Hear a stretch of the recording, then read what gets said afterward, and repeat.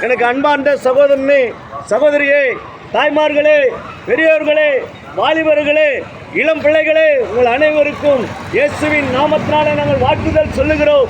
இந்த இயேசு அவர் நல்லவராயிருக்கிறார், அவர் வல்லவராயிருக்கிறார். கூப்பிடுகிற யாவருக்கும் அவர் மறு உத்தரவு கொடுக்கிறவராயிருக்கிறார். கண்ணீரோடு இருக்கிறவங்க, கஷ்டத்தோடு இருக்கிறவங்க, பாடுகளோடு இருக்கிறவங்க, வேதனையோடு இருக்கிறவங்களுக்கு வேதனை நீங்கி அவர்களுக்கு நல்ல சமாதானத்தை கொடுக்க போதுமானவராயிருக்கிறார். வேதத்தில் இப்படிதான் சொல்லுகிறது.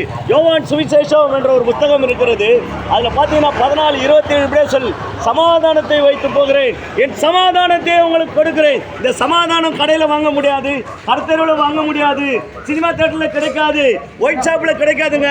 நாங்களெல்லாம் இந்த சமாதானத்தை தொலைச்சிட்டு ஒயிட் ஷாப்புக்கு போய் குடிச்சு வீணாய் போனோங்க. எங்கள் வாழ்க்கையிலே பெரிய கஷ்டங்கள், வேதனைகள், மனைவிக்கு துன்பம், பிள்ளைகளுக்கு துன்பம், என் குடும்பத்திலே நாங்கள் வளர்ந்து வருவதற்கு எந்த சூழ்நிலையும் இல்லாமல் தரித்திரம் எங்களை ஆண்டு கொண்டிருந்தது. இதை உங்களுக்கு சொல்லுகிறோம். ஏன் என்று சொன்னால் வேதம் இதுதான் சொல்லுகிறது. வேதத்தில் பார்த்தீங்கன்னா நீதிமொழிகள் என்ற ஒரு அதிகாரம் இருக்கிறது. இந்த அதிகாரத்தில் 23 பார்த்தீங்கன்னா 29 34 வரல இப்படியா சொல்லுகிறது.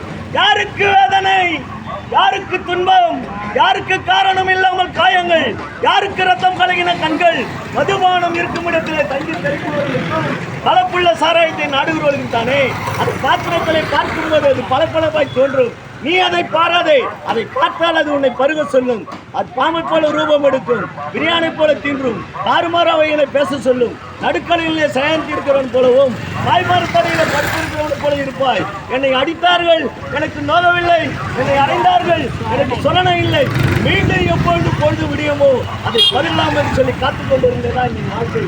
இந்த ஏன் இதை நாங்கள் சொல்லுகிறோம். குடிக்கு அடிமைப்பட்டவனை ஒருவனையும் ஒருத்தனும் விடுதலையாக்க முடியாது, எந்த மனிதனும் விடுதலையாக்க முடியாது, எவனாலையும் முடியாது, எந்த மனிதனாலும் முடியாது. ஆனால் இயேசு கிறிஸ்து ஒருவரே அதற்காக ஜீவனை கொடுத்திருக்கிறார். அவர் ஒருவரே அதற்காக பலியாக இருக்கிறார். அதனால தான் நமக்கு அந்த விடுதலை உண்டு. இயேசு கிறிஸ்து ஒருவரை அல்லாமல் ஒருவருக்கும் ஒரு விடுதலை கிடையாது. இயேசு கிறிஸ்து இல்லாமல் சமாதானம் கிடையாது.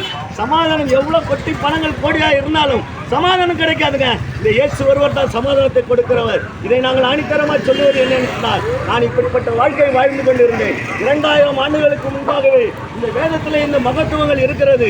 இப்படிதான் இருக்கிறது. குடிக்காரனுடைய நிலைமை என்ன என்று சொல்லி அதில் இருந்தது. நான் எப்படி வாழ்ந்தனோ அந்த வாழ்க்கையின் வரலாறு அதில் இருக்கிறது.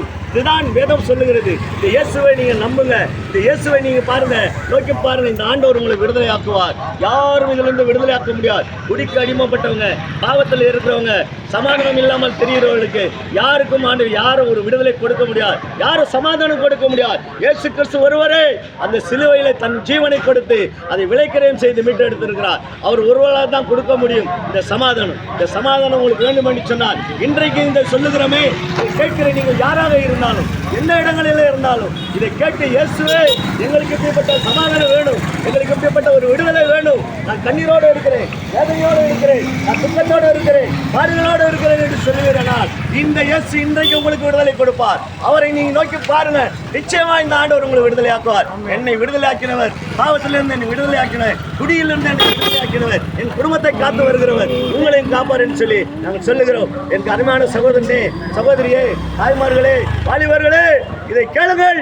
இன்றைக்கு உங்களுக்கு விடுதலை, இன்றைக்கு உங்களுக்கு விடுதலை. இந்த இயேசு உங்களுக்கு விடுதலை தருவார்.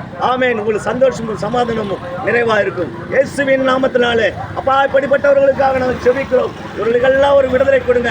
எவ்வளவோ சம்பாதிச்சு ஆனால் எல்லாம் கொண்டு போகிறோம். வீட்டில் போனால் பொத்த பையில போட்ட போதில் இருக்குது. ஒரு பக்கம் வருது, ஒரு பக்கம் இப்படியாய் போகுது, வேதனையாக இருக்குதுன்னு சொன்னீங்கன்னா இந்த இயேசுவை நம்புங்க.